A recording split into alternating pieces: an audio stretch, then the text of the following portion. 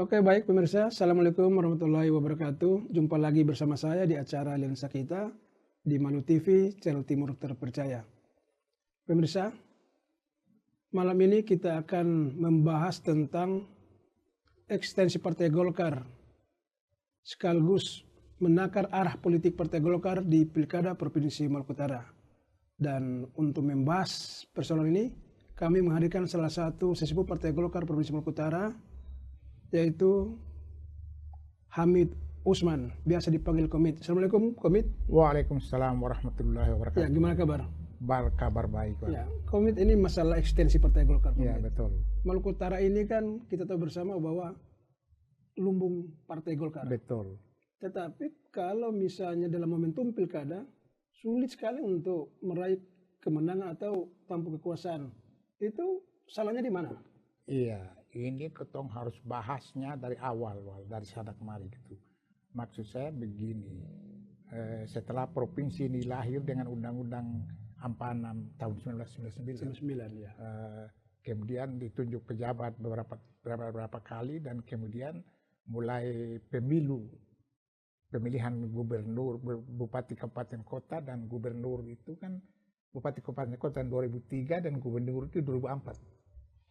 Waktu itu Golkar mengajukan figur Abdul Ghafur dan Abdurrahim Fabanyo melawan Tai Permain dan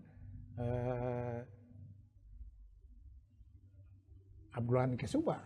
Iya. Periode pertama. Iya, kan? iya. Betul. Itu sudah pemilihan langsung itu. Betul. Dan itu kalah, kan gitu. Golkar kalah, Ghafur itu mengalami kekalahan 2 kali. Gitu. Iya. 2 kali itu Golkar.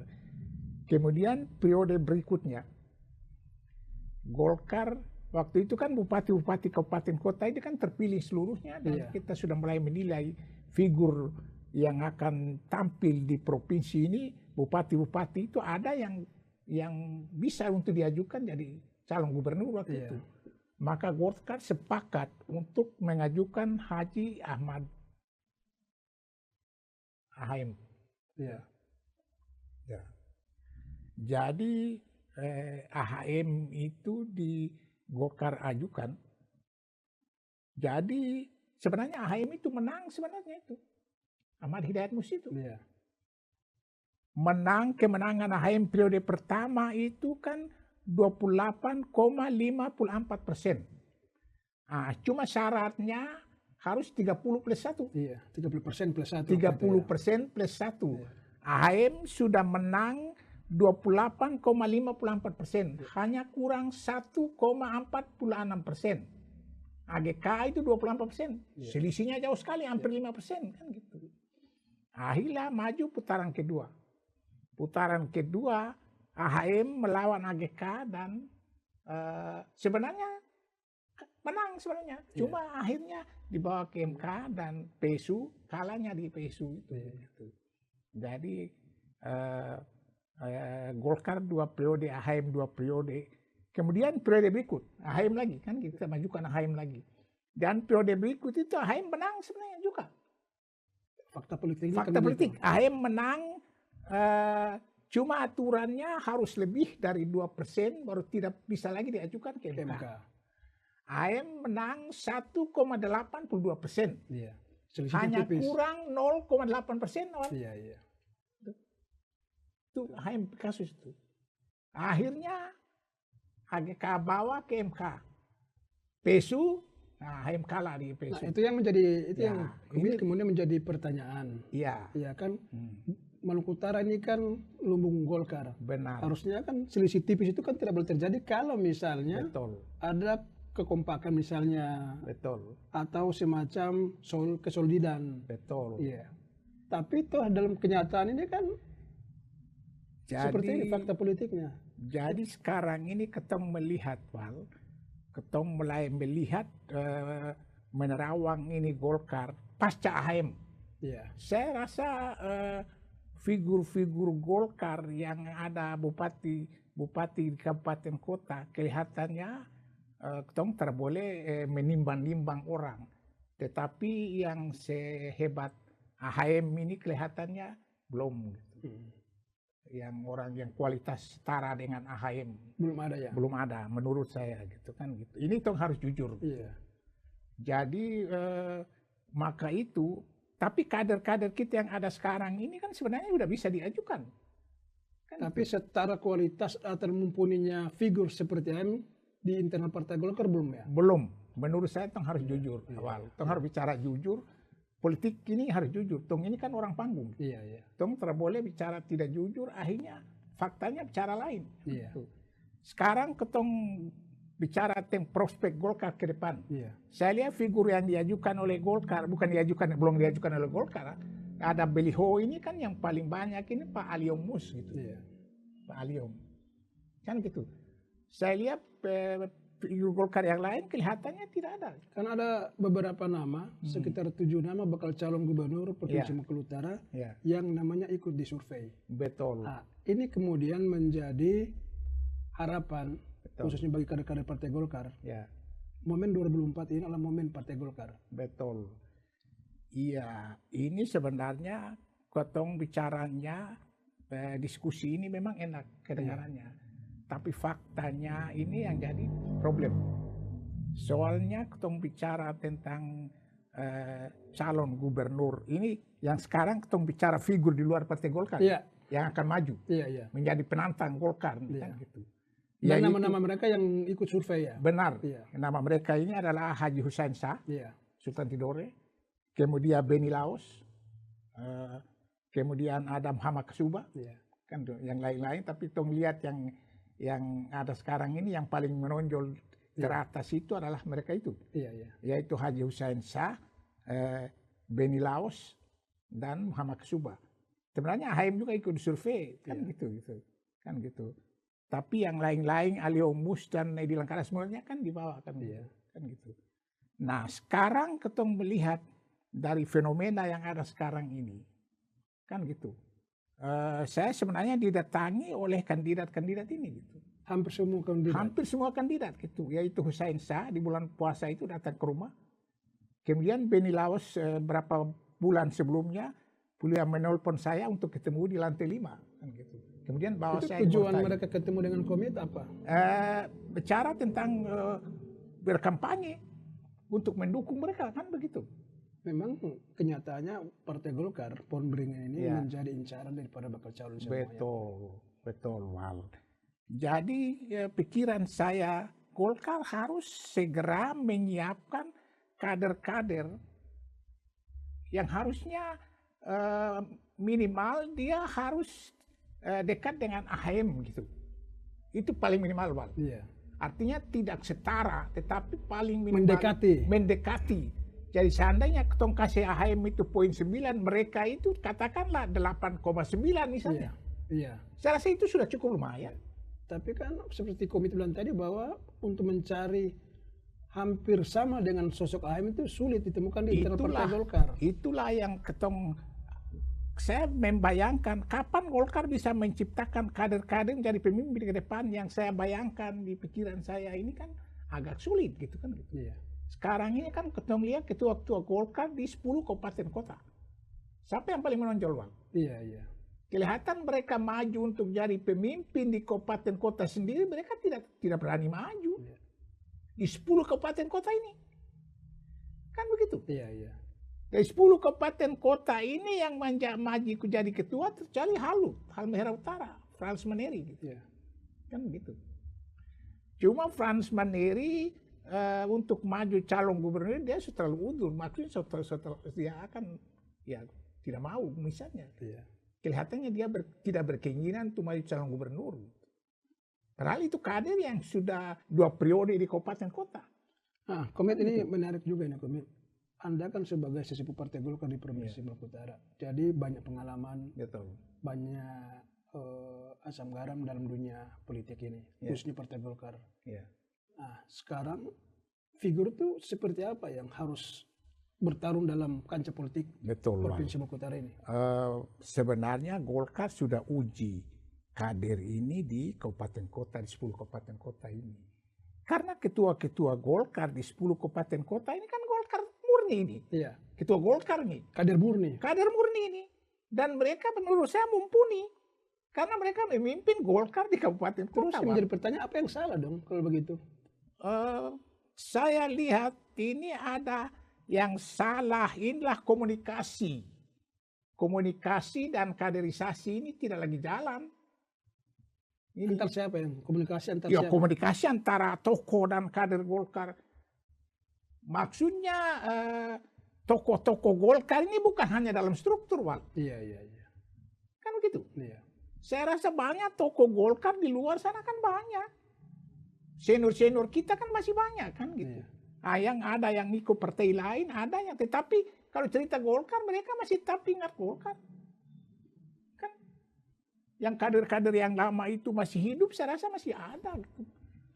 Ini komit ada beberapa bulan kemarin hasil survei kan sudah dirilis salah satu lembaga survei. Betul. Tetapi seperti komit bilang tadi bahwa dari sejumlah kader atau pengurus partai Golkar, sosok Ahmad Hidayat Mus memiliki survei yang tertinggi. Betul. Iya. Betul. Artinya bahwa kader-kader yang lain bagaimana? Artinya kan kalau saya misalnya sebagai calon atau bakal calon gubernur harusnya mempersiapkan diri dong jauh sebelumnya kan? Benar. Sebenarnya ini kan partai yang harus punya kepedulian. Karena partai Golkar ini kan menang pemilu di Provinsi Maluku Utara ini dari periode pemilu. Kan partai Golkar tidak pernah kalah di Maluku Utara, Pak. Iya. Kan begitu. Memang secara nasional kan Golkar pernah kalah. Iya. Tetapi untuk Maluku Utara, partai Golkar tidak pernah mengalami kekalahan di pemilu satupun. Berarti kalau secara logika, partai Golkar punya kader ini kan cukup mumpuni di 10 kabupaten kota. Iya. Jadi tinggal kita mau cari siapa yang calon bupati wali kota dan calon gubernur misalnya. Ini Golkar menjadi nona manis loh bagi bakal calon sehingga mereka berlomba-lomba mendaftarkan diri menjadikan partai Golkar ke depan menjadi kendaraan politik di 2024 komit. Iya. Kan begitu. Betul. Iya. Jadi partai Golkarnya yang menarik, bukan kader Golkarnya. Iya. Salahnya di situ. Partai Golkar ini paling menarik untuk menjadi kendaraan politik. Gitu. Jadi ketika DPP dalam hal ini membuka ruang kepada selain kader Golkar atau pengurus Golkar untuk ikut di survei itu menurut komit gimana? Saya rasa itu kan memang ketentuan setelah konvensi kemarin itu kan memang harus begitu. Gitu. Jadi kita harus survei, harus melibatkan seluruh kader-kader bangsa yang ada di luar sana. Gitu. Kan begitu. Jadi contoh macam survei untuk bupati kabupaten kota di 10 kabupaten kota, kan jangan kita hanya survei Golkar toh kan gitu. Iya. Banyak tokoh-tokoh lain di luar sana bisa diajukan menjadi pemimpin. Setelah mereka jadi pemimpin, baru di situ kan mereka kan kita Golkar kan ada DPR di sana gitu. Ada organisasi Golkar di sana. Tapi komit tidak trauma misalnya ada fenomena yang seperti yang kemarin sebelumnya terjadi kan? Iya. Misalnya bakal calon yang di luar partai. Betul. Tiba-tiba DPP merekomendasikan partai Golkar untuk menjadikan kendaraan politik. Betul. Tapi ketika berkuasa, partai Golkar punya kepentingan, mereka tidak bisa memperjuangkan. Ini contoh. Itu gimana itu kira-kira? Saya harus sebut saja supaya nyata. Gitu. Iya. Salah satunya wali kota Ternate Haji Bur misalnya.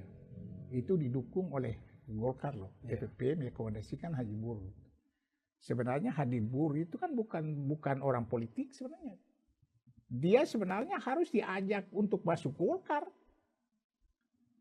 Jadi sebenarnya ketorang Golkar juga tidak mendekati tokoh-tokoh yang setelah jadi pemimpin yang diajukan oleh DPP Partai Golkar kemudian mereka berkuasa. Tapi kan dari aspek birokrat kan mereka kan termasuk Golkar B ya.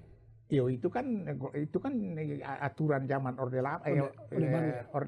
Baru. Iya. Orde Reformasi kan aturan 3 jalur itu kan dihapus oleh Akbar Tanjung ketika Munaslup tahun 98 gitu kan. Tetapi waktu ketika kita dialog politik Golkar di Hotel Santika, saya ngotot untuk kembalikan itu tiga tungku itu. Teori tiga tungku itu pijakan Golkar.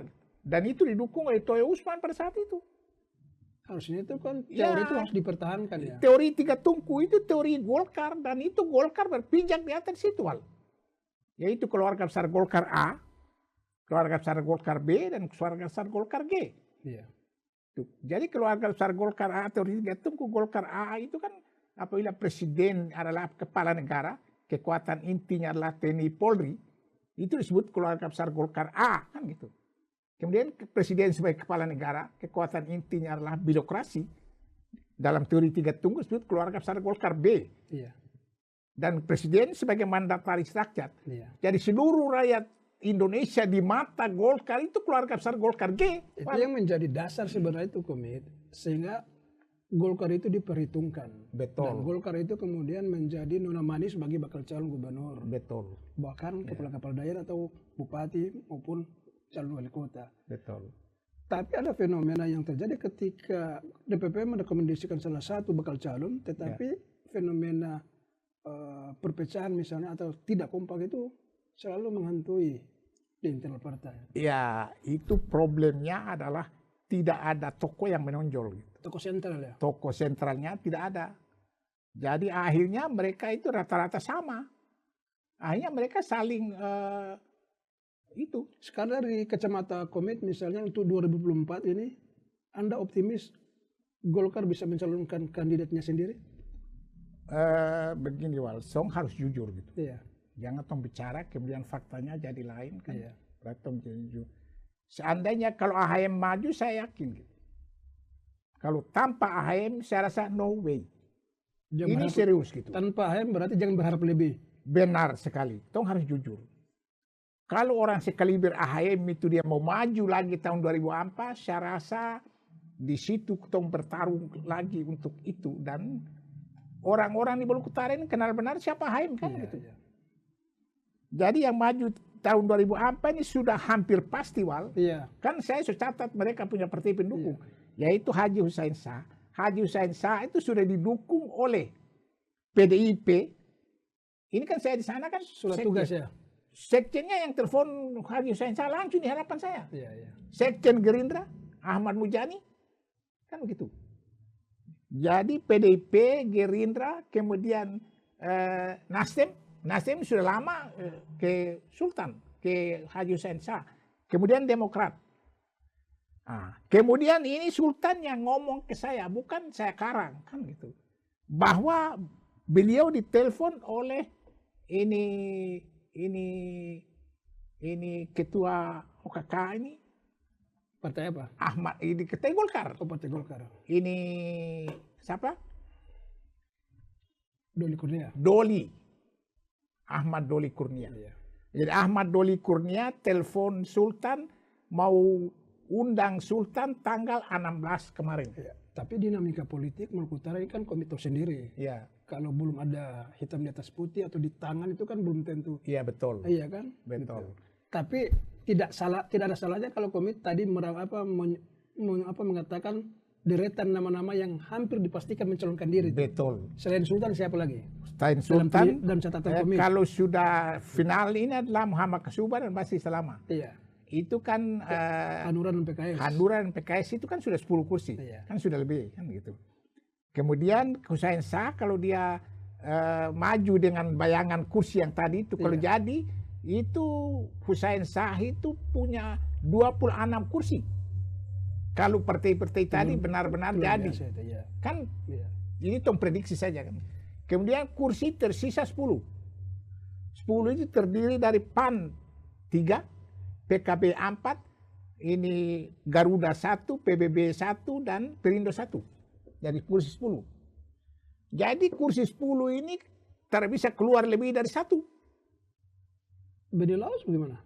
Itu yang saya maksud tadi itu. Kalau BL kan tinggal kursi 10 ini gitu. Iya. Kursi 10 ini kalau dia harus diambil utuh gitu. Artinya bahwa dalam catatan komito itu ada Sultan Tidore, Betul. baru kemudian Muhammad Kasuba, Betul. baru kemudian Benilaus. Benilaus. Golkar ke siapa nanti? Golkar ini kan yang munculnya kan Ali Omus. Ya. Tapi kan komit bilang tadi, Iya. kalau misalnya hasil survei agak rendah, bagaimana harus Iya. DPP rekomendasikan Oke. calon yang surveinya rendah? Enggak, sekarang kan tong belum tanya rekomendasi DPP kan belum. Iya. Artinya Kan kan sudah kita baru tugas. membahas dalam ini ya, dalam perspektif atau dalam asumsi ya. Benar. Hmm. Memang ketong harus bicara tentang masa Golkar tidak ada figur. Nah itu dia. Kan itu. juga aneh kan gitu. Kalau tidak ada figur, buat apa saya undang komit dalam studio? Itu yang saya maksudkan. Maka itu kan saya, apapun terjadi kan tong harus ajukan alium. Iya. Itu alternatif. Ya, kan begitu. Dan tapi apakah DPP, kalau DPP konsisten, kalau mau paksakan alium, sementara survei misalnya di bawah standar, komit nggak bisa paksakan juga itu. Ya, maksud saya kan ada gubernur, ada wakil gubernur. Kenapa Golkar memilih Kenapa tidak maksudnya? Kenapa tidak memilih wakil saja misalnya? Haji Hussein Saju kan belum punya wakil. Iya. Golkar kursi 8 loh. Kan gitu. Iya. Jadi kursi 8 sebenarnya sudah punya modal. Kalau seandainya Hussein Shah, ini kan tuh cerita pertemuan dengan Doli Kurnia tadi itu kalau benar-benar jadi misalnya. Iya. Berarti hampir pasti Golkar ini merekomendasikan Haji Hussein Shah. Kan cerita Sultan Tidore, Hussein Shah menceritakan kepada saya bahwa dia ditelepon oleh Ahmad Doli Kurnia.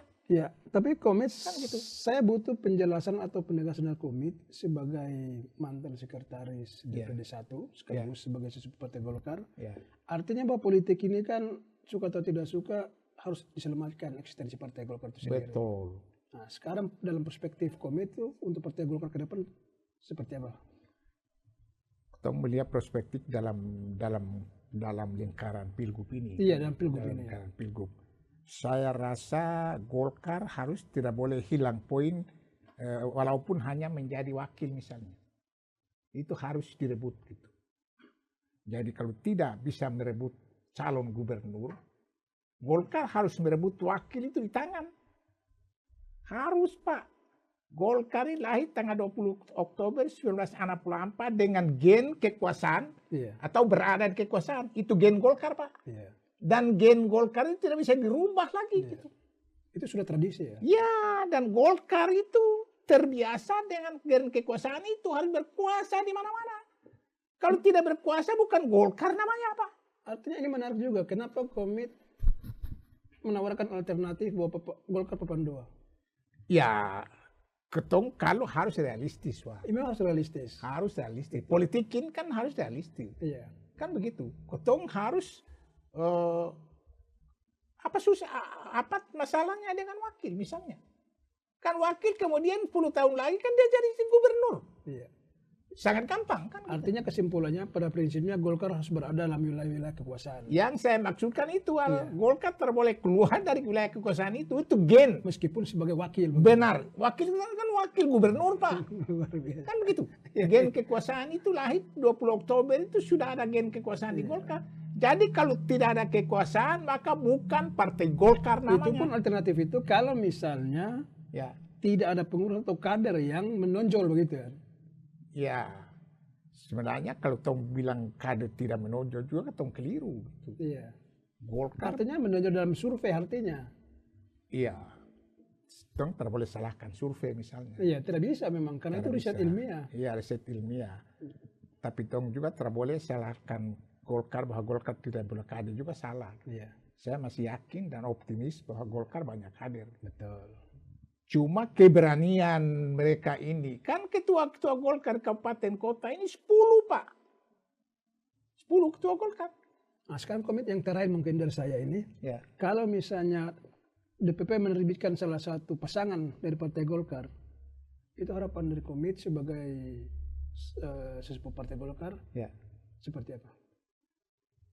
Ya, saya mengharapkan kalau seandainya terburuk, DPP terboleh membuang Golkar. Paling minimal itu harus wakil. Kalau seandainya menurut DPP bahwa Golkar tidak bisa diajukan untuk jadi calon gubernur misalnya. Komit yakin 2004 Golkar solid? Ya dan tidak. Iya kenapa dan tidak kenapa? Kan begini, kan tidak ada tokoh sentral yang bisa membuat Golkar itu berada dalam satu lingkaran itu kan hampir tidak ada. Ketong melihat ikatan yang paling kuat AHM misalnya. Iya.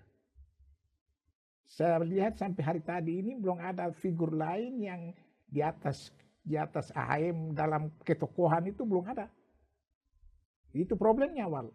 Berarti Kalau apa sekarang ini begini, kalau AHM tidak calon misalnya, apa beliau datang dan mau memimpin pasukan ini? Nah itu dia itu yang. Itu pertanyaan. Iya. Kalau AHM itu datang dan dia mau menjadi panglima untuk memimpin pasukan ini untuk memenangkan pilgub untuk Golkar, saya sangat yakin solid.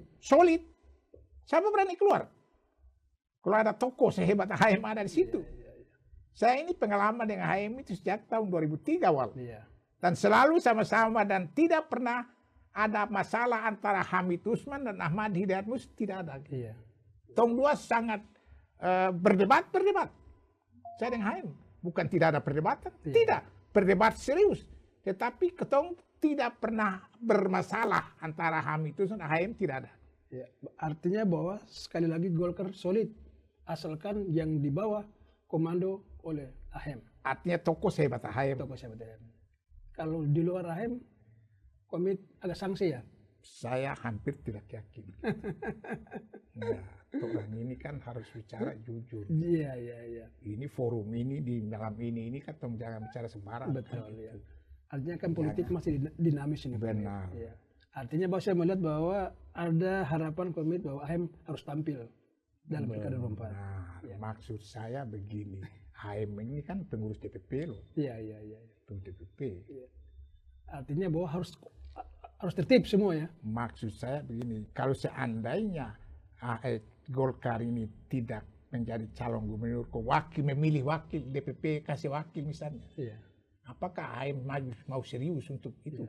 Itu nanti kita jawab, nanti kita tunggu kesimpulan terakhir. Betul. Karena dinamika masih berproses, politik masih berdinamika, dan tahapan ini kan masih dalam tahapan lobby partai kan. Betul. Ke depan kan politik itu kan per menit kan bisa berubah tuh. Betul. Nah itu kemudian kemisteriusan menjadi sebuah fakta, nanti kita lihat di injury time. Betul. Ya, Komit sayang sekali waktu kita terbatas. Terima kasih sudah hadir. Terima kasih Wal. Tetap survive. Ya. Kawal Golkar. Iya. Siap. Saya selalu Golkar. Iya. Tidak kemana-mana. Oke, baik pemirsa, sayang sekali waktu kita terbatas. Demikianlah bincang ringan kita bersama politisi Partai Golkar senior multi era. Katakan 3 zaman. Beliau cukup eksis dan cukup dikenal di belantika perpolitikan Provinsi Maluku Utara. Terima kasih. Jumpa lagi di acara kita selanjutnya hanya di Manu TV, channel Timur terpercaya. Assalamualaikum warahmatullahi wabarakatuh. Waalaikumsalam.